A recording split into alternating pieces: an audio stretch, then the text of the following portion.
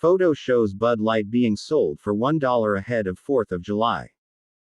A photo has been shared on Twitter showing 24-pack cases of Bud Light being sold at an Illinois supermarket for $1 amid ongoing boycotts of the brand. Since the start of April, Bud Light has been subjected to a relentless backlash for a small branded partnership it had with transgender influencer Dylan Mulvaney. In a video posted to Instagram on April 1, Mulvaney said the beer brand had sent her a can with her face on it to commemorate her 365 days living as a woman. Mulvaney's partnership with Bud Light drew condemnation and boycott calls from several conservative figures, including Representative Dan Crenshaw, a Texas Republican.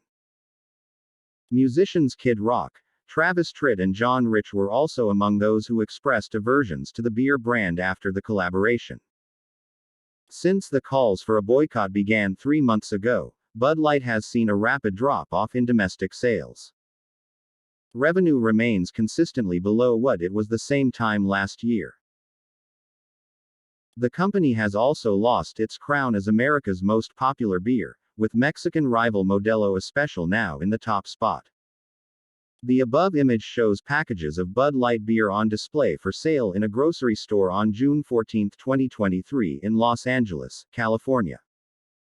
The brand has faced plummeting sales since its brief collaboration with transgender influencer Dylan Mulvaney. Over the past several weeks, a number of social media users have also shared photos and videos of unsold Bud Light on store shelves and at venues, in a bid to illustrate the purported success of their boycott of the beer brand. Confronted with tumbling stock prices and disgruntled customers, Bud Light has implemented a variety of strategies to boost sales in recent weeks, such as offering steep rebates that made the beer free or nearly free in some areas.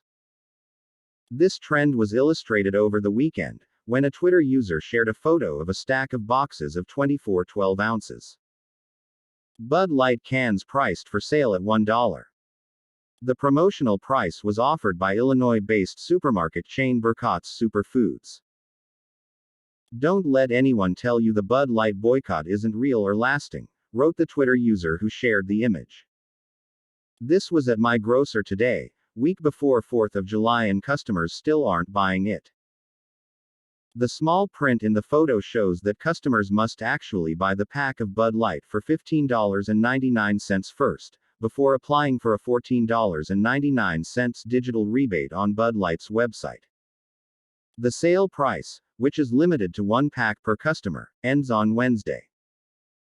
Newsweek has verified the authenticity of the rebate offer. In mid-June, a former Anheuser-Busch employee in the U.S. said in an interview with Tomi Lahren that the brewing company deliberately sabotaged Bud Light in an attempt to cut costs. The interview came weeks after conservative commentator Lahren said mass layoffs were in the pipeline at Bud Light as a result of the backlash.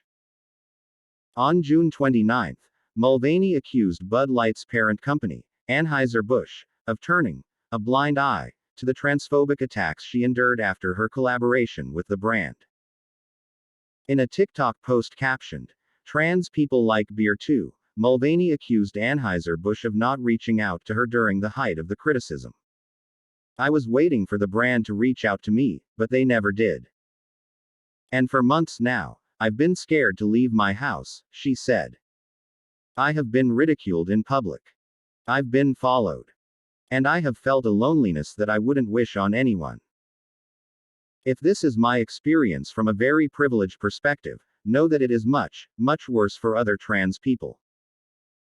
While not directly naming Anheuser-Busch, Mulvaney continued, "For a company to hire a trans person and then not publicly stand by them is worse in my opinion than not hiring a trans person at all, because it gives customers permission to be as transphobic and hateful as they want. And the hate doesn't end with me. It has serious and grave consequences for the rest of our community. And we're customers, too. I know a lot of trans and queer people who love beer. To turn a blind eye and pretend everything is okay, it just isn't an option right now," Mulvaney added.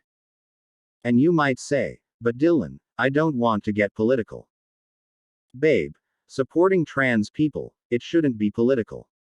There should be nothing controversial or divisive about working with us.